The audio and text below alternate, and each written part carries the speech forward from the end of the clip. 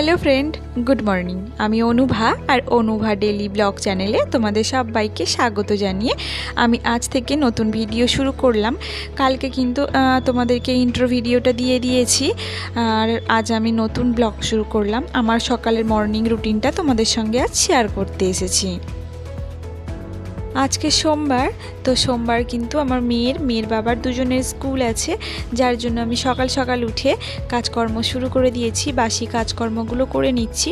বাসি কাজকর্ম করার আগে নিজে একটু জল গরম করে, মানে ওই জিরে জল রাত্রে ভিজিয়ে রাখি, সেটা গরম করে একটু খেয়ে নিলাম, আর সঙ্গে 5টা কিশমিশ আর আমন্ড খেয়ে নিয়ে এদিকে রান্নাটা বসিয়ে দিয়েছি।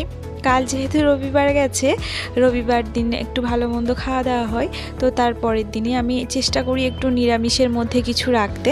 তো ওই জন্য আজকে খুব সিম্পল রান্নাবান্না, একটু ডাল আর কিছু ভাতের মধ্যে দিয়ে দেব।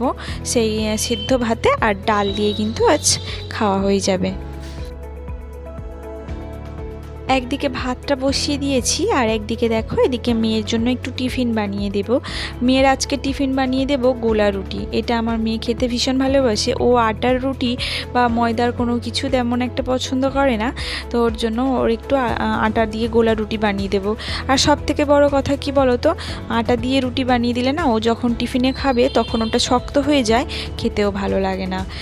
কথা বলতে বলতে এদিকে আমার ভাতও ফুটে এসছে, আর ভাত ফুটে গেলেই আমার ভাতটা হয়ে যায় তাড়াতাড়ি। দুধেশ্বর ধানের চাল তো একটু তাড়াতাড়ি হয়। আর এদিকে গোলা রুটিটাও হয়ে এসছে, সঙ্গে একটু আলু ভেজে দেব। এটাই ওর খুব ভালো খাওয়া আর কি। তো দেখো সকালে আমার মোটামুটি রান্নাবান্না কমপ্লিট করে মেয়ের টিফিনও হয়ে গেছে।